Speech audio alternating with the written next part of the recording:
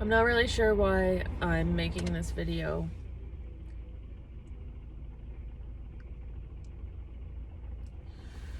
I don't feel good. I have a headache. I feel like I want to puke. I'm going to the park to walk the dogs.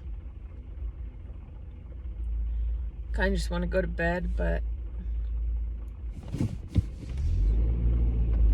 I don't know.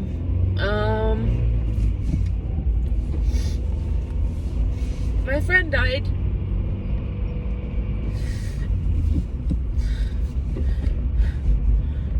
His name was Rudy, and I met him when I turned 21. We worked together. He was my boss, and we ended up dating, and we moved in together, and we went to New York together, and I loved him, and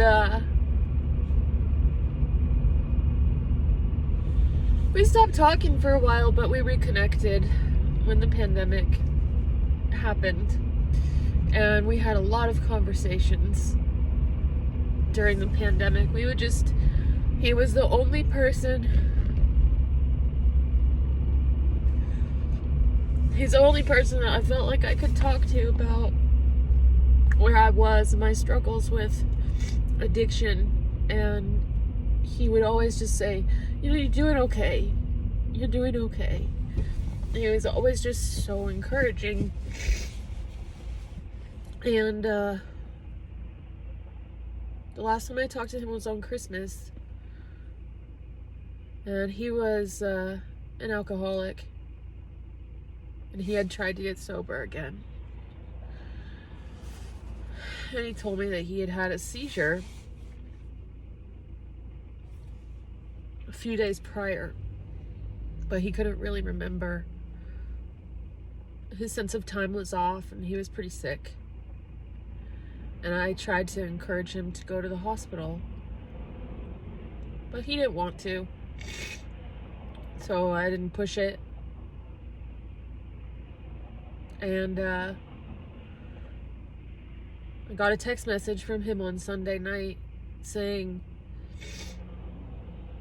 something like, thank you for your friendship, your advice, something, in case I never told you. And by the time I texted him back, I'm pretty sure that he was dead. I had a lot of love in my heart for this person.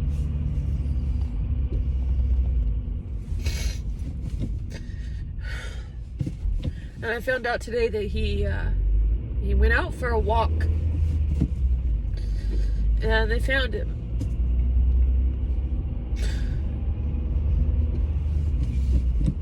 I don't know how he died.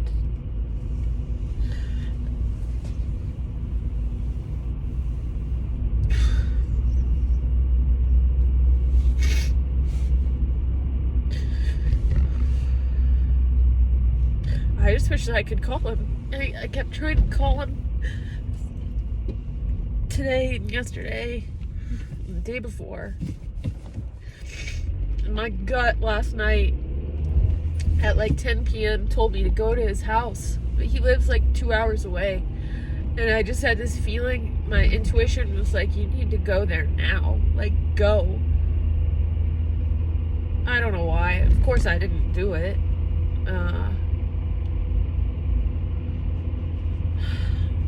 So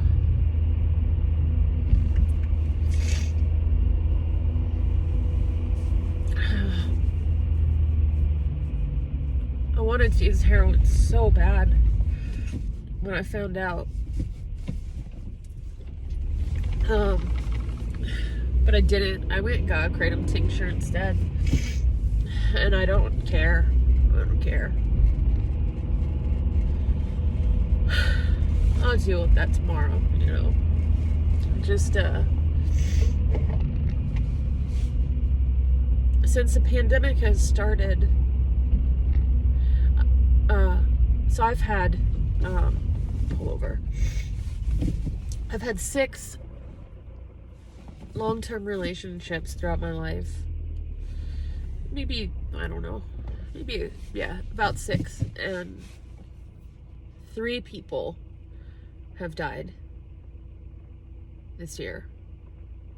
My high school boyfriend, first man I married, and now Rudy.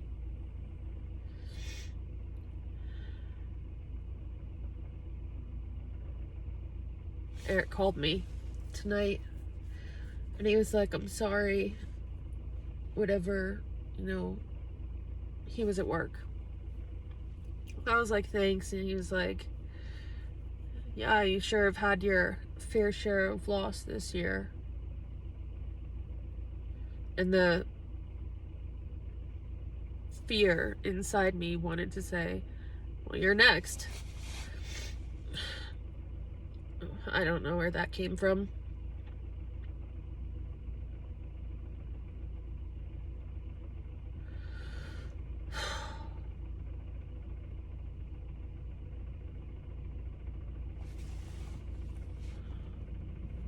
It's cold.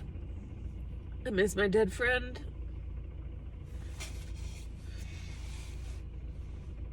I don't want to go for a walk. Just don't feel good.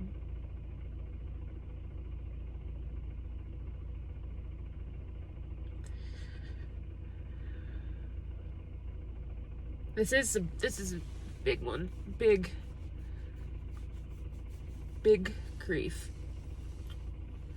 I'm just watching myself just like oscillate through so many different emotions. Like during some moments I feel nothing. I feel absolutely nothing. And then I'll feel sad.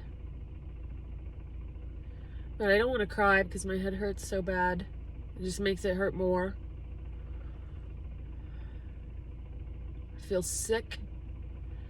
When I found out I had to pull over, I was talking to my sister. I just have been crying for like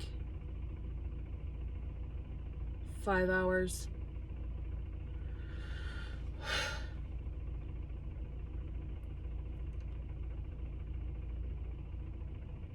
I just like spending time with him. I like spending time with him on the phone. We would just stay on the phone for hours, just doing nothing, just keeping each other company, Sometimes we would watch movies together. We would talk about movies. He loved movies. He was an actor. He lived in LA. He lived in New York. Like, even right now, I'm like, he's not dead. He's not dead. It's like denial,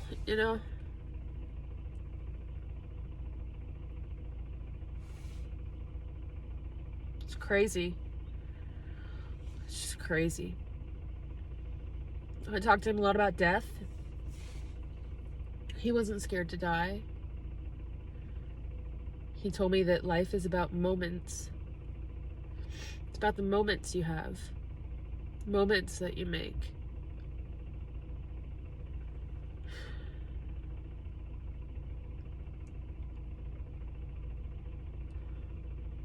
He's leaving behind his 8-year-old daughter.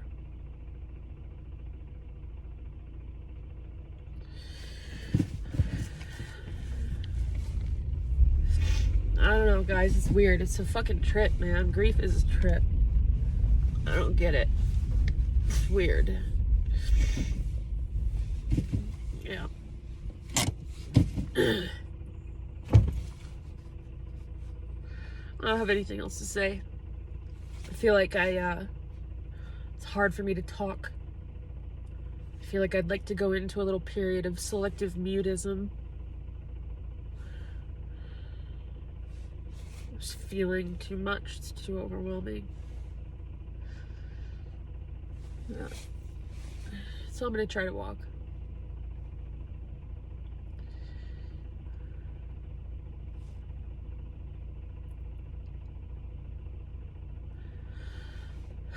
Don't take shit for granted, you know? Tell your people you love them.